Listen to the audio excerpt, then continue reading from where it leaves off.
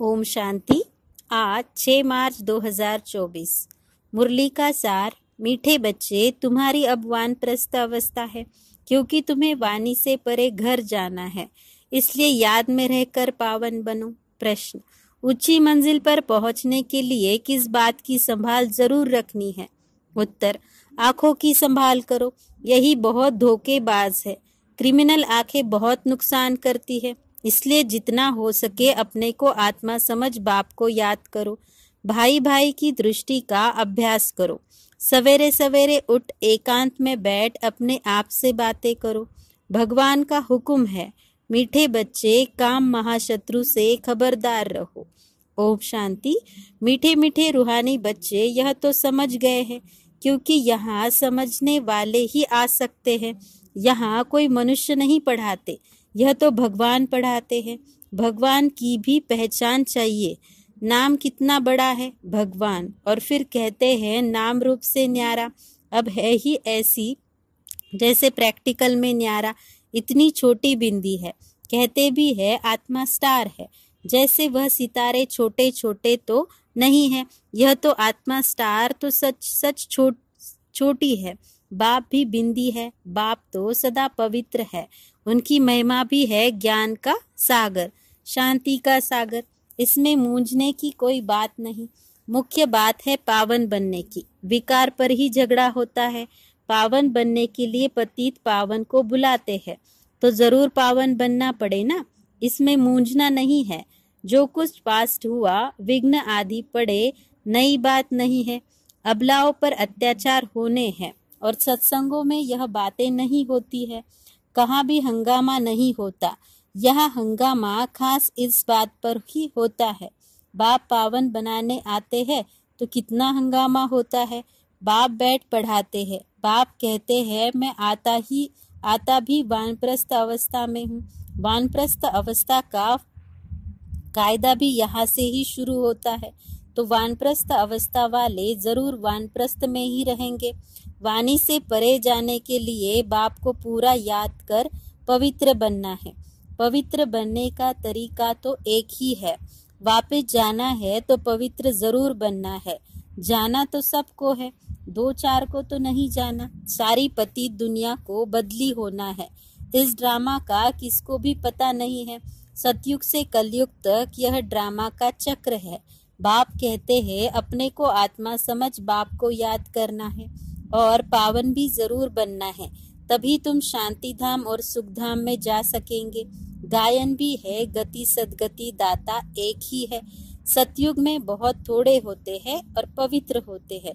कलयुग में है अनेक धर्म और अपवित्र हो पड़ते हैं। यह तो सहज बात है और बाप से पहले से ही बता देते हैं। बाप तो जानते हैं कि हंगामा होगा जरूर।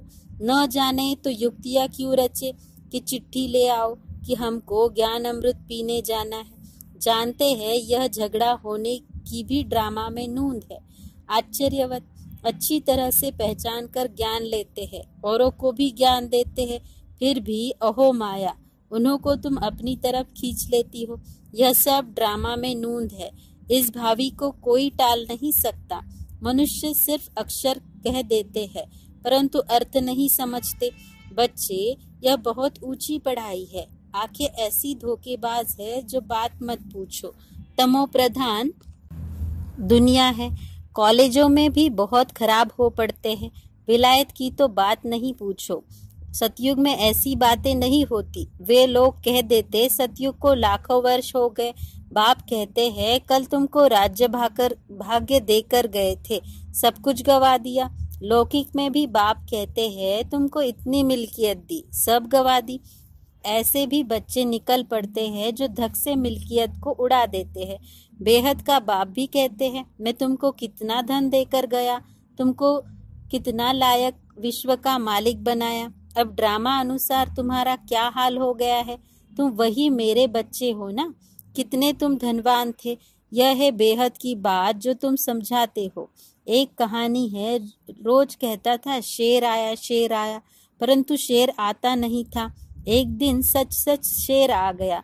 तुम भी कहते हो मौत आया कि आया, तो कहते हैं यह रोज कहते हैं विनाश तो होता नहीं है। अब तुम जानते हो एक दिन विनाश होना जरूर है। उनकी फिर कहानी बना दी है। बेहद का बाप कहते हैं उन्हों का दोष नहीं है। कल पहले भी हुआ था, 5000 वर्ष की बात है। बाबा ने तो बहुत बार बोला है, यह भी तुम लिखते रहो कि 5000 वर्ष पहले भी हूबहू ऐसा म्यूजियम खोला था, भारत में देवता धर्म की स्थापना करने। एकदम क्लियर लिखो तो आकर समझे। बाबा आया हुआ है, बाप का वर्षा है ही स्वर्ग की बादशाही। भारत स्वर्ग था, पहले पहले नई दुनिया में नया भारत हेवन था। हेवन सो हेल, यह बहुत बड़ा बेहद का ड्रामा है। इसमें सब पाठधारी है। 84 जन्मों का पाठ बजाए अब फिर हम वापस जाते हैं। पहले हम मालिक थे, फिर कंगाल बने, अब फिर बाबा की मत पर चलकर मालिक बनते हैं। तुम जानते हो हम श्रीमत पर कल्प कल्प भारत को स्वर्ग बनाते हैं। पावन भी जरूर बनना है, पावन बनने कारण अत्याचार होते हैं। बाबा बच्चों को समझाते तो बहुत है, फिर बाहर जाने से बेसमझ बन पड़ते हैं।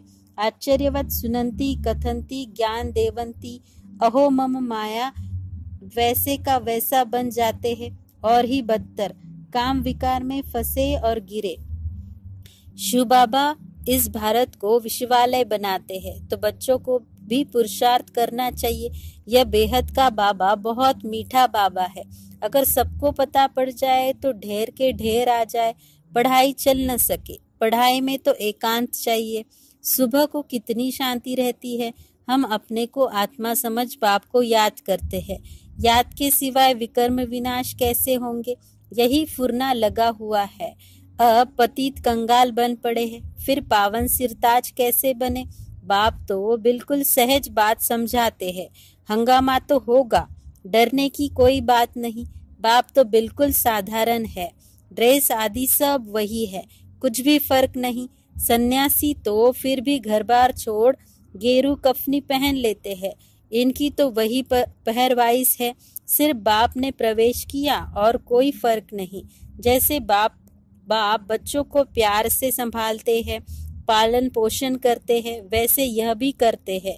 कोई अहंकार की बात नहीं है, बिल्कुल साधारण चलते हैं।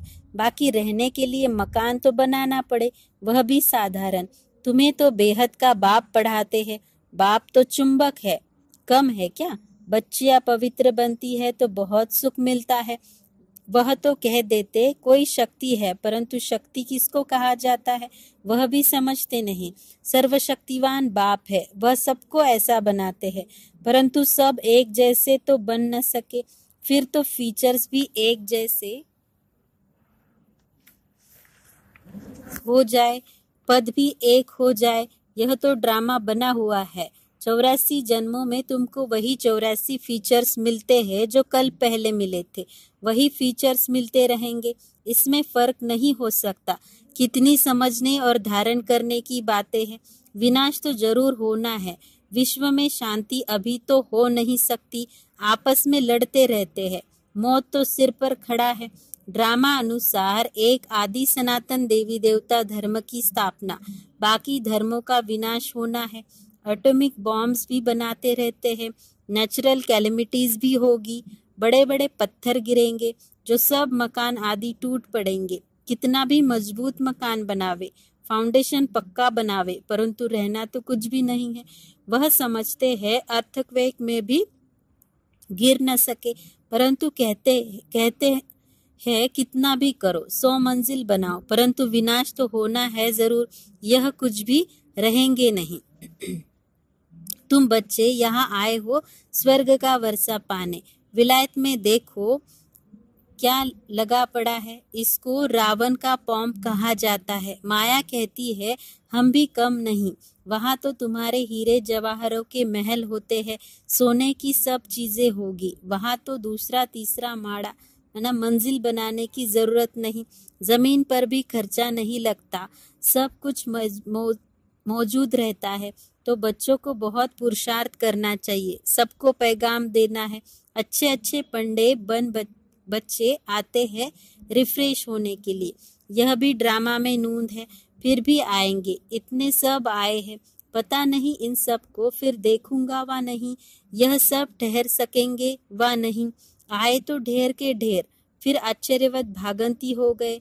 लिखते हैं बाबा हम गिर गए, अरे की कमाई चट कर दी, फिर इतना उच्च चढ़ नहीं सकते, यह है बड़े ते बड़ी अवज्ञा। वे लोग ऑर्डिनेंस निकालते हैं, फलाने टाइम पर कोई भी बाहर न निकले, नहीं तो शूट कर देंगे। बाप भी कहते हैं विकार में जाएंगे तो शूट हो जाएंगे। भगवान का हुक्म है ना, खबरदार रहना। आजकल गैस आदि की ऐसी चीजें निकली है जो मनुष्य बैठे बैठे फट से खलास हो जाए। यह सब ड्रामा में नूंद है, क्योंकि पिछाड़ी में हॉस्पिटल आदि रहेंगे नहीं। झट आत्मा एक शरीर छोड़ दूसरा लेती है, दुख क्लेश आदि सब छूट जाता है, वहाँ क्लेश आदि होता ही नहीं। आत्मा स्वतंत्र है, जिस समय पर आयु पूरी होती है तो शरीर छोड़ देती है, वहाँ काल होता नहीं, रावण ही नहीं तो काल फिर कहाँ से आएगा। यह रावण के दूत है, भगवान के नहीं। भगवान के बच्चे तो बहुत प्यारे हैं। बाप कभी बच्चों का दुख सहन कर न सके। ड्रामा अनुसार कल्प का तीसरा हिस्सा तुम सुख पाते हो। बाप जो इतना सुख देते हैं तो उनकी श्रीमत पर चलना चाहिए। यह अंतिम जन्म है। बाप कहते हैं गृहस्थ व्यवहार में रह अंतिम जन्म में पवित्र बनना है। बाप की याद से ही विकर्म विनाश होंगे। जन्म जन्मांतर के पाप सिर पर है। तमो प्रधान से सतो प्रधान जरूर बनना है। बाप है सर्वशक्तिमान अथॉरिटी। जो भी शास्त्र आदि पढ़ते हैं उनको अथॉरिटी कहते हैं। अब बाप कहते हैं सबकी अथॉरिटी मैं हूँ। मैं इन ब्रह्मा द्वारा सब शास्त्रों का सार आकर सुनाता हूँ। अपने को आत्मा समझ मुझे याद करो तो पाप विनाश होंगे। बाकी पानी में स्नान करने से पावन कैसे होंगे। कहाँ चिल्लू पानी माना थोड़ा सा पानी होगा तो उनको भी तीर्थ समझ झट स्नान करेंगे। इसको कहा जाता है तमो प्रधान निश्चय। यह तुम्हारा है सतो प्रधान निश्चय। बाप समझाते हैं इसमें डरने की बात नहीं। अच्छा, मीठे मीठे सिकिलदे बच्चों प्रति माता पिता बाप दादा का याद प्यार और गुड मॉर्निंग। रूहानी बाप की रूहानी बच्चों को नमस्ते। हम रूहानी बच्चों की रूहानी बाप दादा को याद प्यार, गुड मॉर्निंग और नमस्ते। धारणा के लिए मुख्य सार। पहला, भगवान ने जो पवित्र बनने का हुक्म दिया उसकी कभी भी अवज्ञा नहीं करनी है। बहुत बहुत खबरदार रहना है। बाप दादा दोनों की पालना का रिटर्न पवित्र बनकर दिखाना है। दूसरा, ड्रामा की भावी अटल बनी हुई है, उसे जानकर सदा निश्चिंत रहना है। विनाश के पहले सबको बाप का पैगाम पहुंचाना है। आज का मधुर वरदान, ज्ञान अमृत से प्यासी आत्माओं की प्यास बुझाकर तृप्त करने वाली महान पुण्य आत्मा भव। अर्थ, किसी प्यासे की प्यास बुझाना यह महान पुण्य है। जैसे पानी न मिले तो प्यास से तड़पते हैं, ऐसे ज्ञान अमृत न मिलने से आत्माएं दुख अशांति में तड़प रही है, तो उनको ज्ञान अमृत देकर प्यास बुझाने वाले बनो। जैसे भोजन खाने के लिए फुर्सत निकालते हो क्योंकि आवश्यक है, ऐसे यह पुण्य का कार्य करना भी आवश्यक है। इसलिए यह चांस लेना है, समय निकालना है, तब कहेंगे महान पुण्य आत्मा। आज का स्लोगन, बीती को बिंदी लगाकर हिम्मत से आगे बढ़ो तो बाप की मदद मिलती रहेगी। अच्छा, ओम शांति।